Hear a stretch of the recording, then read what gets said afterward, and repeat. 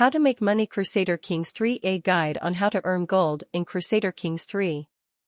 With the game encouraging political intrigue and conquests, earning a lot of gold is a must.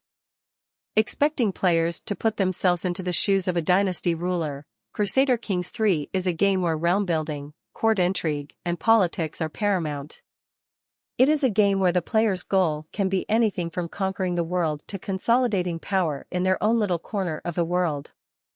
Related, Crusader Kings 3 ends Fall Guys' month-long reign as Steam's best seller. But as with all games, money is what enables the player to have more stuff.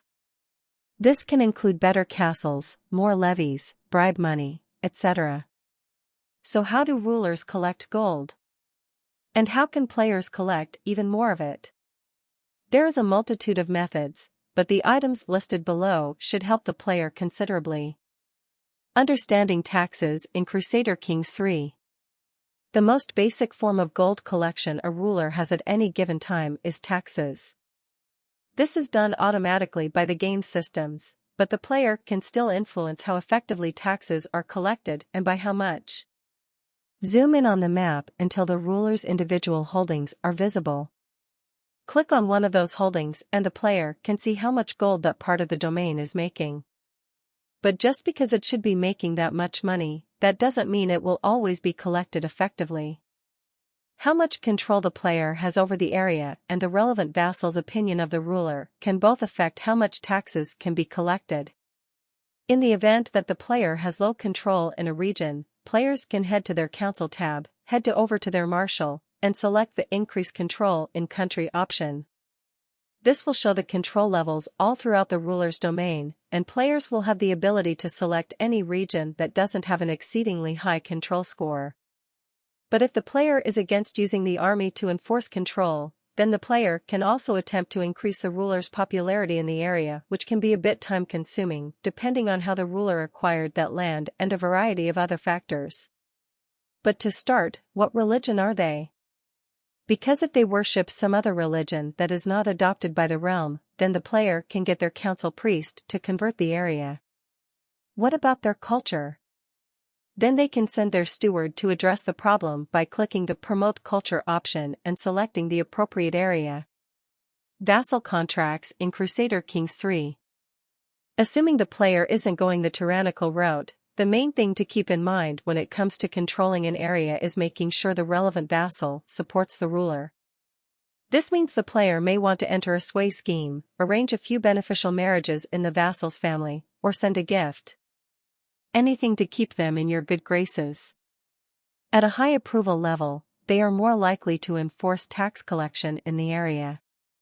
But, and here's the better part, players can actually modify their feudal contracts so they are obligated to collect even more taxes. Right-click on the vassal and choose the feudal contract option. This will bring up their feudal contract and the player will have the ability to demand more levies, increase the tax rate, and give the vassal a variety of privileges. But for the purposes of making money, demanding higher taxes is what the player wants to focus on. This will make the vassal lower their opinion of the ruler. But if the player increased their popularity with them already, this should be a non-issue. Land development in Crusader Kings 3. Spend money to make money. Select one of the holdings the realm and take a look at any buildings that can be constructed. Building any structure is bound to raise the tax rate a bit, but the real moneymakers are croplands and anything related to trade. This includes farms and fields, trade ports, and wetland farms. Build those and upgrade them whenever possible. They will not increase the number of levies the player can have, but the player can offset this military weakness by hiring some men-at-arms through the military tab. Or by constructing the relevant buildings, such as barracks, in another holding that the player has a good grip on. But arguably just as important as the land is the steward. This council position always has two options available: collect taxes or increase development in country. Believe it or not, reinforcing development is actually the better option. Why?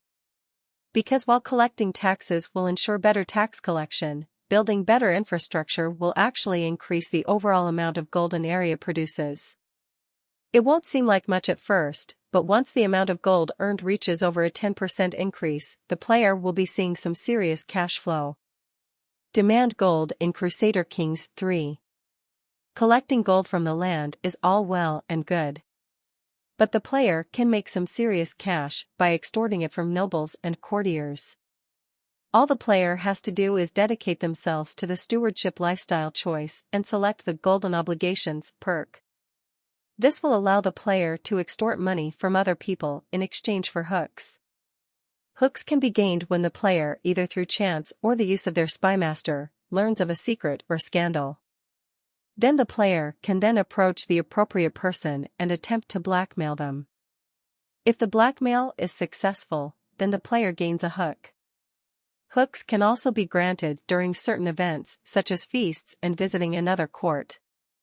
But above all else, the player needs two things to make gold extortion a decent enterprise: a good spymaster and a scandalous court. Recruiting a spymaster is easy enough. Just look for a powerful vassal or courtier with sufficient intrigue skill. Or, if the spymaster is a bit lacking in that department, have the player's spouse make up for it by having them collect court intrigue.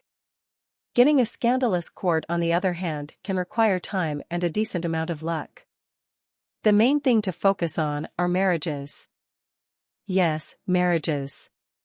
Click the Court tab and run through every available bachelor or bachelorette.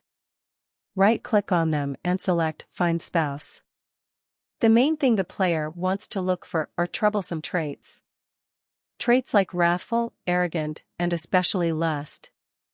If the aim of the game is scandal, then these are the traits the player wants in their court. Just be sure to have a firm grasp on either their loyalty or fear in case things get too out of hand. It also helps if the potential spouse in question comes from a noble house of some sort. They are the ones with the most money, after all. Their titles can also become useful later. But provided that the spymaster is set to uncover secrets at the ruler's court, the scandal should be rolling in. Then the player can create a hooks left and right, which can then be turned into gold when the player demands payment in exchange for those hooks.